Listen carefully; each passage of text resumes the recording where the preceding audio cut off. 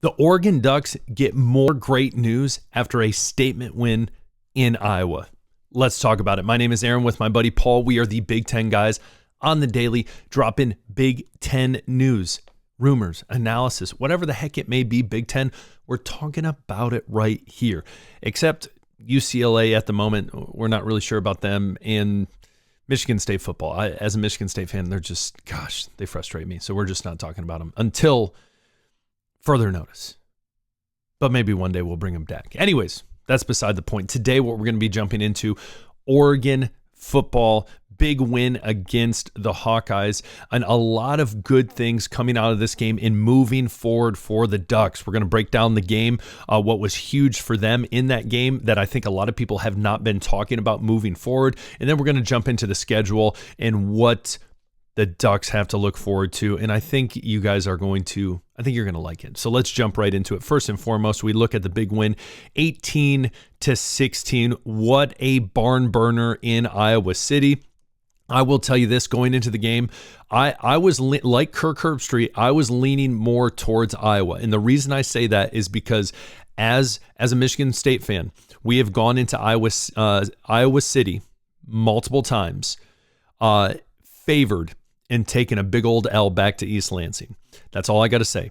Iowa football, arguably one of the best defenses in the country right now. If they had an offense that could click, again, almost like an Indiana offense, this team would be absolutely diabolical. But that's the thing. Iowa, for year over year, for a long time, have had trouble figuring out what the heck is going on offense. Sure, every once in a while they can get the run game going, but they have not had a quarterback throw for 10 or more touchdown passes, I think, since 2020. I could be wrong when I say that. I want to say the quarterback was Pettis.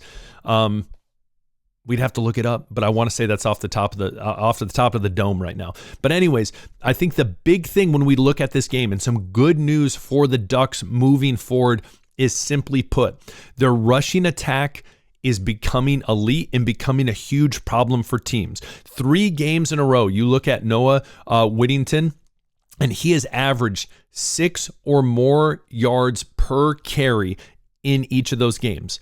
We're looking at Rutgers, we're looking at Wisconsin, and now we're looking at Iowa. Iowa being one of the best defenses this team has faced. I would say that Indiana is right up there with Iowa, and it's great that they were able to turn around and get this win. But the rushing attack right now, as it is, with 3 games remaining on the schedule, is big. That it's coming into its own. Now, I know on the front end of the season, sure, they had some great games, but they weren't against elite defenses like in Iowa. Though Wisconsin has not been great, they always bolster a solid defense. Greg Schiano in Rutgers' defense isn't horrid, but then you look at Indiana as well. They've gone up against some tough defenses. Moving forward, the games they're going to play, I think Dante Moore is going to be a huge issue in the air, and with Whittington running like he is. And then you even look at Davison and you look at Hill, and obviously the fact that Moore is dual threat and he can absolutely shred you when it comes to if you don't contain him and he sneaks out of the pocket. I think moving forward, Oregon will continue to be a huge headache, not only in the air, though I know that was not necessarily the case against Iowa, but let's not forget Iowa is a top tier defense, and the defenses they have remaining aren't so. They are going to be a massive headache because not only are they going to have to stay loyal to the pass game, but if they can continue to open up this run game in Whittington and these other guys, it is going to be a huge problem moving forward. And I think that is great news for the Ducks, for Duck fans out there, because again, let's not forget, last year, Oregon won the Big Ten. Came into the Big Ten, said, this is ours, we're taking the crown.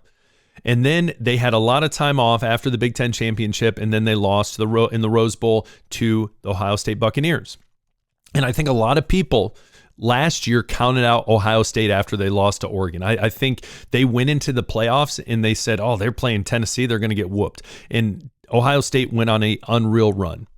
I think Oregon has that possibility to almost take the same journey that the Buckeyes took. A lot of people are kind of sleeping on them, not really paying as much attention to them as people are paying attention to the bigger names right now in the Big Ten, like Indiana and Ohio State. So I think Oregon is going to be one of those sneaky teams that makes it into the playoffs, which I still think they will, and can truly make a run at the national championship.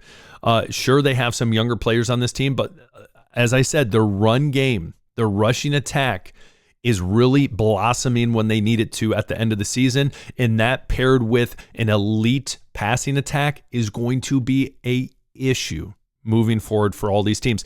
Now, when we look, I will say, I'll just throw this out there just because Oregon ranked number 7, going, week 12 right now in college football. Just throw that in there. But as ladies and gentlemen, when anyone bets on sports, there's one thing they want to do, and it's simple.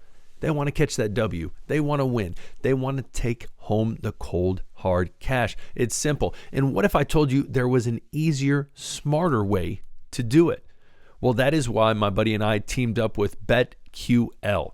BetQL helps you bet smarter by showing which bets have the best odds, hottest trends, and community-backed insights, all updated in real time.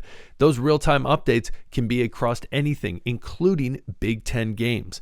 And on top of that, what's really nice is it's easy to use. Just check the app before placing a bet to see where the smart money is going. It's not hard at all.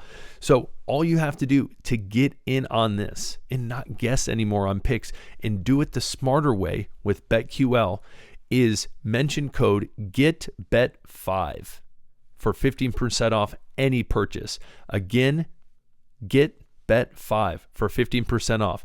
Download BetQL today and start betting smarter. We look at this schedule. You have at Minnesota. I think that game right there, Minnesota, there's been times where I'm like, okay, Minnesota's not bad. Okay, I take that back. Minnesota's bad. So you go back and forth on Minnesota, but I don't think that's going to be a bad game for them, especially home in Eugene. And then they play USC at home again. I think USC, Maava, I think he's a solid quarterback. But again, rivalry-wise, I think this will be a closer game, but I think Oregon takes it. Again, I think on both levels as it comes to passing and the rushing attack, I give that to Oregon as opposed to USC. And I think defensively, Oregon has a better defense, all-around better team, Oregon. And so that's what I'm going with. And then Washington, I think they showed their true colors as they've lost a couple games that I think they should have won, even though I do think they have some young talent in Williams at quarterback. I think Oregon wins out. They don't obviously, I don't think they play in the Big Ten championship game. I think they end up making it into the playoffs and making a run here. And I think that's good news after a big statement win in Iowa, that the rushing attack is opening up. That should help the pass game as well.